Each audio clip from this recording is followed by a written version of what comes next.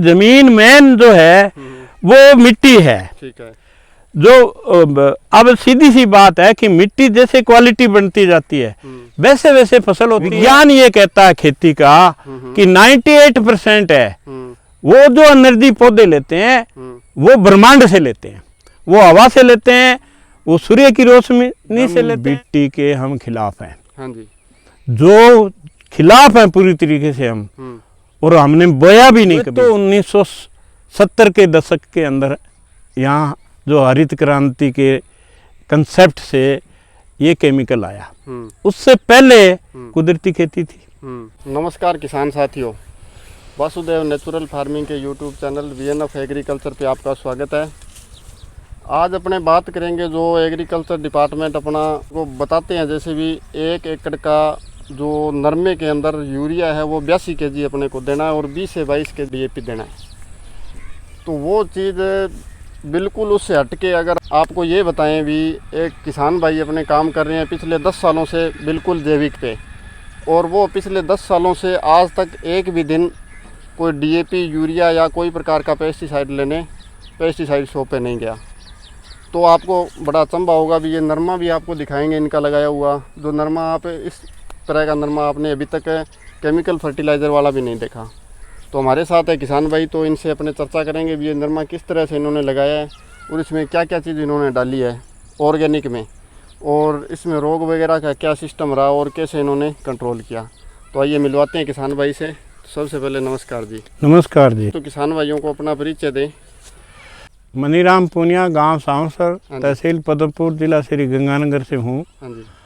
और मैं 2011 में वकालत छोड़ करके किसान बना और कुदरती खेती नेचुरल फार्मिंग मैंने शुरू की। ठीक है। आधा बीघा से 2011 में। हाँ जी। 12, 13, 14 के अंदर मैंने हाड़ी और सावनी में कंप्लीट जो है, हाँ जी, वो पूरी की पूरी मेरे पास 20 बीघा ज़मीन है। हाँ जी, जिसमें मैं खेती ये कर रहा हूँ। 20 बीघा में आप नेचुरल खेती कर रहे हैं? बिल्कुल एकदम प्राकृतिक खेती कर रहा हूँ।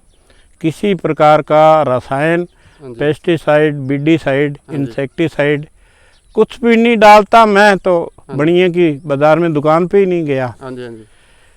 तो ये आपने पहले देखा, सोचा, या किस हिसाब से आपने ये स्टार्ट किया जो ऑर्गेनिक, जो अपने प्राकृतिक बोल देते हैं इसको? वो तो एक बहुत लंबी कहानी हो जाएगी। हाँ जी। मैं तो एक सामाजिक कार्यकर्ता रहा हूँ। हाँ जी, हाँ जी। और प्रकृति और मानव हितैषी कृषि अभियान हमारा एक जन संगठन है। अच्छा। जो वो जो हवा, पानी, अन्न, हाँ जी, तीनों को जहर मुक्त करो, ये जीवन रेखा है। हाँ जी। ये एक सोच और समझ उस संगठन से मुझे मिली। अच्छा जी। उसकी बदौलत मैं प्रेरित होकर के ये काम कर रहा हूँ। प्राकृतिक खेती पे आ गए। हाँ। तो इसमें देखा अभी थोड़ा उधर सब्जियां भी लगा रखी है, हरा चारा भी है, पशुपालन भी है। बिल्कुल है। डिग्गी डैम वगैरह भी बना रखा है। और ये नरमा खास करके, चलो वो चीज़ें तो अपने देखते हैं ऑर्गेनिक लगाते हैं, जैसे मान लिया भी लगाते हैं कुछ एक हद तक, पर ये नरमा पहली बार देख रहे हैं। हाँ। इस नरमे का क्या सिस्टम है, इसकी हाइट किसान भाइयों को थोड़ा दिखाएं। इसकी हाइट वगैरह भी अपने जैसे हो गया, ये कम से कम होगी तो 8.5-9 फीट होगी। हाँ, ये 7 फुट 8 फुट, कहीं कहीं 9 फीट है। हाँ, कहीं कहीं आराम से झुका हुआ है, उसको हम ऊंचा भी नहीं कर सकते, टूट जाएगा बहुत जगह। तो और टिंडों की भी कोई कमी नहीं है इसमें। हाँ। टिंडे भी आप देख लो, और बिल्कुल एक भी नीचे जड़ा हुआ नहीं मिलेगा आपको कहीं पे भी। नहीं, शुरू से ही गुड्डी नहीं पड़ी इसमें। गुड्डी एक भी नीचे ना, नहीं पड़ी, कभी नहीं पड़ी। हाँ जी, हाँ जी। मैंने नहीं देखी, नहीं तो ढेर लग जाता है। हाँ जी। तो अपने किसान भाइयों को ये बताएं भी, इसमें आपने जैसे अभी आ गया हरा तेला आ गया, सफ़ेद मच्छर आ गया, उसके लिए तो अपने दवाएं जैसे भर भर के थैले लाते हैं और लाया और वो स्प्रे करवा दिया। तो इसमें तो बिल्कुल भी ना इसका कोई पत्ते वगैरह भी खराब नहीं है, ना इस पे हरा तेला है, ना इस पे सफ़ेद मच्छर है। बिल्कुल नहीं। तो इसका ट्रीटमेंट आपने किस हिसाब से किया अपने प्राकृतिक रूप से? देखो, एक तो नीम से हम नीमास्त्र बनाते हैं। अच्छा जी। वो नीम की पत्तियों से भी है। हाँ जी। और गए साल मैंने नीम की निमोलियाँ इकट्ठी की थी। ठीक है। उनको कूट करके उनका पाउडर बना करके और उनकी पेस्टिसाइड भी डाली। अच्छा जी। और हरा तेला, और इसमें मिलीबग भी आई। मिलीबग आया? हाँ, मिलीबग आया। वो बहुत खतरनाक होता है। हाँ जी, हाँ जी। वो केमिकल से भी नहीं मरता। लेकिन मिलीबग का हमने जो इलाज था, वो जो प्याज है, सड़े हुए प्याज, उनके पत्ते सारों में, उनका 48 घंटे में उनको काट करके पानी में भिगो के छोड़ के और उसकी पेस्टिसाइड इसके ऊपर की गई। ठीक है, यानी प्याज की। हाँ। और एक वो लहसुन का आपने बना रखा था। हाँ, जैसे लहसुन, हाँ, पुराना लहसुन होता है। पुराना लहसुन था, वो सड़ गया था, यानी टाइम बार्ड हो गया, हाँ जी, तो सुनने लग गया। हाँ जी, उसका पेस्टिसाइड तैयार कर दिया, वो भी डाला एक बार, और वो अब और तैयार हो रहा है धीरे धीरे। खास करके इसमें वाइट फ्लाई का सबसे बड़ा बेस्ट इलाज वो है खट्टी लस्सी, खट्टी लस्सी, छाछ, सीधी पुरानी से पुरानी, पुरानी से पुरानी, जितनी पुरानी हो उतनी मात्रा कम डाल दो।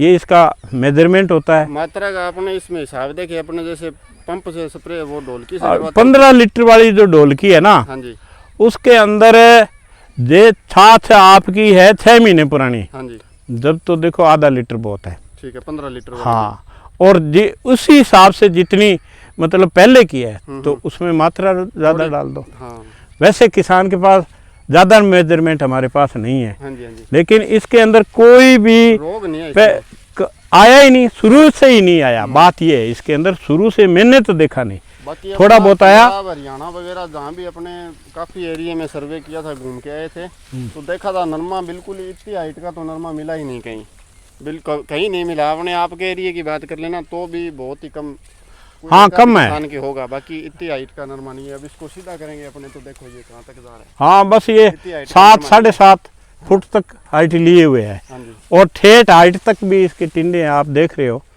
और ये नरमा जैसे आपने इस बार लगा लिया, तो ये ऑर्गेनिक आपने बताया 10 साल हो गए ना आपको करते हुए? हाँ पूरे 10 साल हो गए 10 मेरे। साल हो गए। और ये नरमा आपने इसी बार लगाया या पहले भी लगाते? नहीं, पहले 5 साल पहले लगाया था, इसी जमीन में था। हाँ जी, लेकिन उसकी हाइट जो थी वो इससे आधी कम थी, आधी कम थी, और बीमारियां भी ज़्यादा थी उस समय, क्योंकि जमीन मेन जो है वो मिट्टी है। ठीक है, जो अब सीधी सी बात है कि मिट्टी जैसे क्वालिटी बनती जाती है वैसे वैसे फसल होती है, और क्षमता अपने आप बना लेती है, अपने आप बढ़ती है। रोग हमेशा कमजोर के लगता है, हाँ जी, है ये प्राकृतिक सिद्धांत है। ठीक है, पहले जमीन को ठीक करो। इसमें मैंने इससे पहले जो है वो गेहूं लिया, हाँ बिल्कुल ऑर्गेनिक गेहूं लिया।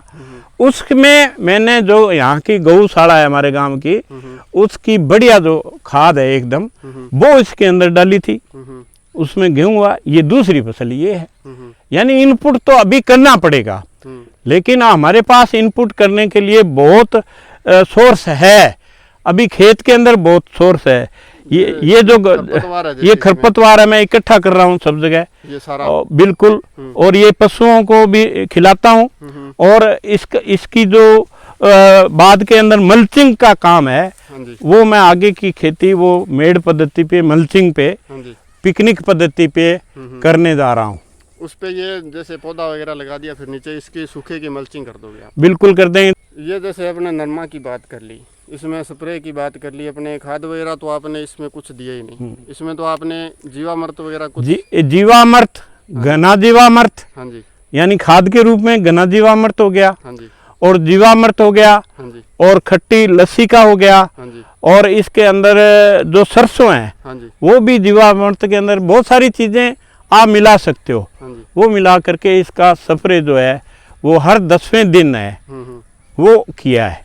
गौमूत्र का रोल होता है क्या इसमें? बस जीवामृत में गौमूत्र होता है बिल्कुल, अकेले का गौमूत्र और गोबर दोनों, और गुड़, हाँ, तो इसी से जीवामृत बनता है। ठीक है, देखो इसका एक बड़ा रीजन ये भी रहा है, उसमें ये जो है बिरला है, हाँ, थोड़ा ये संघना होता तो शायद इसमें रोग ज्यादा आता, या ये जल जाता, या इसको जो हवा है वो नहीं मिलती, क्योंकि विज्ञान ये कहता है खेती का कि 98% है वो जो एनर्जी पौधे लेते हैं वो ब्रह्मांड से लेते हैं, वो हवा से लेते हैं, वो सूर्य की रोशनी से लेते हैं, वो चंद्रमा की रोशनी से लेते हैं। जो हम इनपुट कर रहे हैं, ध्यान रखो, वैज्ञानिकों के मुताबिक 2% उसका रोल है, और उस 2% पे हमारा ध्यान सारे 2% पे है। हाँ जी, 98 को हम खो रहे हैं, तबाह कर रहे हैं, और 2% की तरफ लगे हुए हैं, पीछे लगे हुए हैं। ये समझने की मूल बात है। इसलिए ये जो मैं बिल्कुल इस बार 10 सालों में पहली बार मैं पूरी तरीके से संतुष्ट हूँ, खुश हूँ कि ये निश्चित तौर से कामयाब है और इसको अपनाएं किसान भाई और उपभोक्ता इसका उपयोग करे। ये जहर मुक्त इसको, ये आपके सामने है एकदम। इसके अपने जैसे मान लो अब जैसे खल आजकल मार्केट में ज़्यादा चल रही है, बिट्टी को बोलते हैं, अभी बिट्टी की खल है, इसमें जहर होगा, ये इसको यूज़ मत करो। तो इसका आपको अगर मान लो अपने बिट्टी की जैसे इसमें से जो बिनोला है वो निकाल लिए अपने, निकलवा लिए, तो इसकी कॉटन वगैरह भी अपने काम में ले सकते हैं, या कोई आइडिया आपको कहीं कुछ ना आया होगा ना इसका भी, अपने कॉटन का क्या सिस्टम रहेगा, या बिक जाती है ये कॉटन? देखो, मैं इसकी बिजाई की शुरू में बताता हूँ कि मैं बिल्कुल एकदम बिट्टी के हम खिलाफ हैं। हाँ जी, जो खिलाफ हैं पूरी तरीके से हम, और हमने बोया भी नहीं कभी, वो मुझे ये करना पड़ा मजबूरन। इससे पहले हरियाणा का कोई ऑर्गेनिक बीज था हरियाणा यूनिवर्सिटी से, वो बोया, लेकिन वो बीज अंकुरित नहीं हुआ। तो हमारी जो संस्था है हनुमानगढ़ वाली, हमारा कुदरती खेती संस्थान हकीकत, वहाँ से वो बीज लाया गया था। उन्होंने कहा कि आप जल्दी ही दूसरा बोलो, ये बीज कामयाब नहीं है। दूसरा नज़दीक हमारी पद्मपुर मंडी में मिला नहीं, तलाश की, मजबूरन मैंने इसको बोया। आगे से कुछ पौधे मैंने उसके दूसरे के लगे हुए हैं, और भाइयों से भी मैंने पता किया है कि दूसरा बीज मिल जाएगा। तो आगे से मैं देसी बीज ही पुराने वाले बोऊंगा। मैं बीटी के पक्ष में नहीं हूँ, ये पहली बार मजबूरन बोना पड़ा है। चलो, ये अच्छा प्रैक्टिकल हो गया, अच्छा सब एकदम बढ़िया प्रॉपर चल रहा है। इसकी आपको पता चल गया स्प्रे का मतलब प्रॉपर ट्रीटमेंट क्या देना, वो सारा आपको पता चल गया।